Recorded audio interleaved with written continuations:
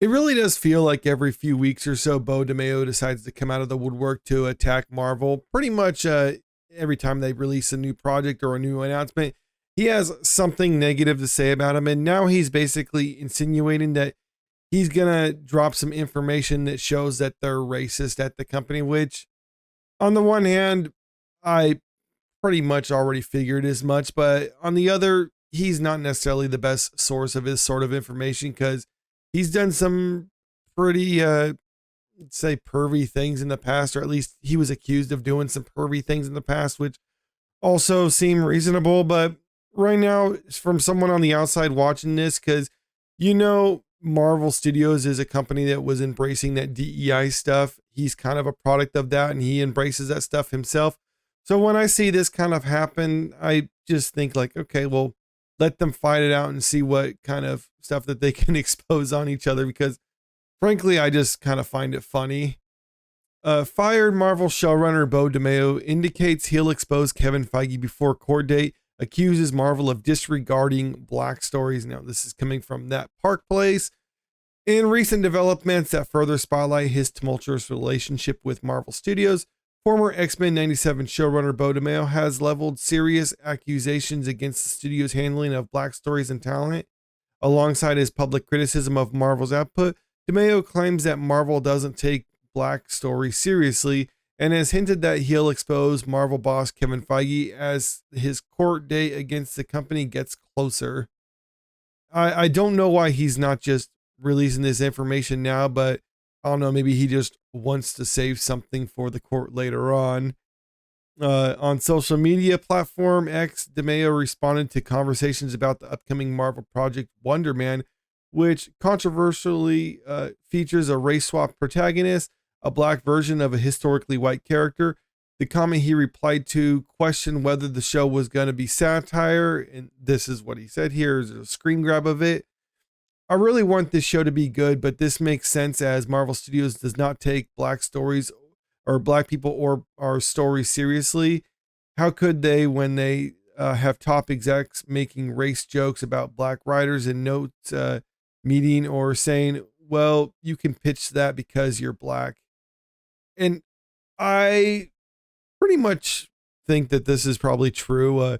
Saying that Marvel Studios would tell a Black person, it's like, well, we're interested in hearing your pitch for a Black superhero. Like, let's just say there was a Black person who worked there and who was pitching like, I don't know, like a Spider-Man show or something like that with a white character. And it would be like, okay, yeah, we like your idea, but can you make this a Miles Morales version instead of a Spider-Man version? It's like, because it would fit more in line with your culture. I mean, you could definitely see Marvel Studios doing that sort of thing, and that's kind of what he's alleging here. So I expect that or suspect, yeah, that's probably accurate there. I'm sure they do that sort of thing. Expressing both hope for the show's quality and concern over the Marvel's approach. So I already mentioned what his comment was on that. This reflects DeMayo's deep-seated frustration with what he perceives as a pattern of racial insensitivity and systemic bias within Marvel Studios, an organization known for race pandering and virtue signaling. Yeah, that's what they would do. And whenever they do have something like, remember when Black Panther first came out, they're like, oh, look at this. This is the first movie that has a Black cast, a Black director, Black cinematographer, Black writer. Basically, they were trying to market the whole thing on just the race of the people involved. So when he's saying that it's racial, when it's racial pandering and that they don't actually care about people, they just care about their race.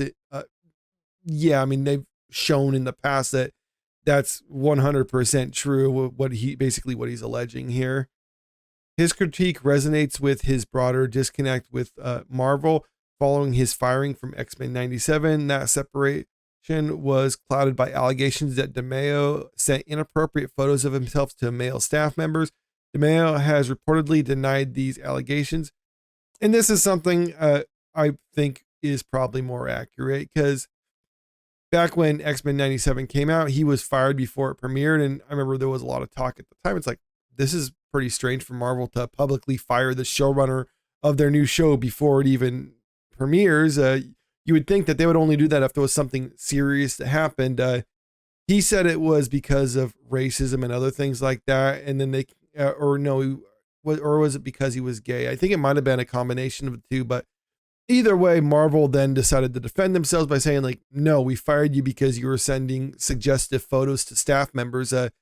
Allegedly, what he did is he would tell some of the animators, he'd basically send them pose himself in poses that if he's given instructions to the animator, like, I want you to draw the character like this, he would have a picture of himself, either, I want to say, I don't know if it's nude or nearly nude or something like that, but himself in that certain pose. Some of them were, like, allegedly pretty suggestive. He would send that to him and say, like, no, draw it like this. Maybe that's just him being like an art nerd, saying, like, you just need to have the human form, so I need to have less clothes or something. Like, maybe that's how he justified, but he's saying that he never did that at all. But regardless, that's not really appropriate behavior for such a thing. I mean, if you want to send a pose and say, draw it like this, that's one thing. But if you're going to, like, strip down in order to do that, well then, okay, yeah, you can't be doing that sort of thing. He's also alleged in the past that they would try to take away some of the gay elements that he wanted to include within X-Men 97. But he would also allege that Marvel was trying to add more race swaps and other things like that. Like, there was some race swaps in that he said that was Marvel's doing and it wasn't his. When he says that he wants to be more true to Black stories and other things like that, he's not saying to necessarily do race swaps because he finds that disrespectful. And that's something I do agree with him on, where it's basically just kind of giving Hamdy down, saying, like, we can't come up with good Black characters, so we're just going to have to take a good white character and race swap them. And we think that's the same thing. Beau DeMayo doesn't agree with that one.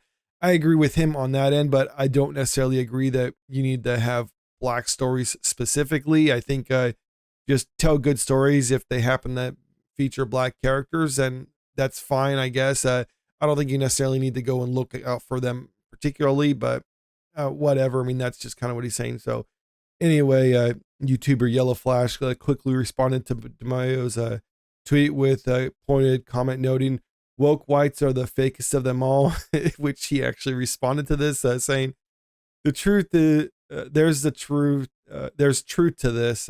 Man, I can't read that apparently. He said, worst racism I've experienced in my life has been from well-meaning woke white people. They're also oddly the least receptive to constructive feedback on how they can do better. When asked if Marvel boss Kevin Feige was among those referenced in his initial comment regarding racism at Marvel, DeMayo remained vague. I can't say at this junction, he said, but will once the court date is closer.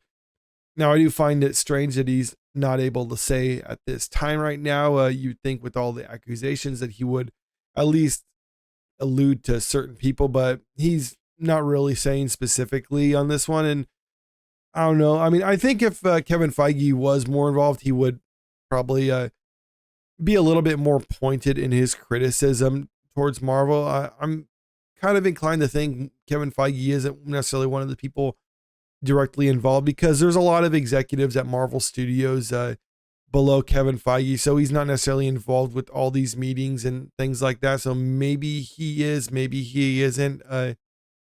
I just kind of find it strange that Beau DeMayo would kind of drop news like this, but then also keep it vague, kind of saying, like, oh, I got this NDA, I can't say anything. We're trying to fight to get that basically toned down a little bit, but I will still make these accusations. I mean, I'm not a lawyer or anything like that, but I mean, if the point of his case against Disney is he wants to reduce the non-disparagement clause, I think this would be disparaging to the company, but I can't say for sure. Maybe this is still fitting within the guidelines because he's not being too specific on it, but still, it seems kind of strange to me.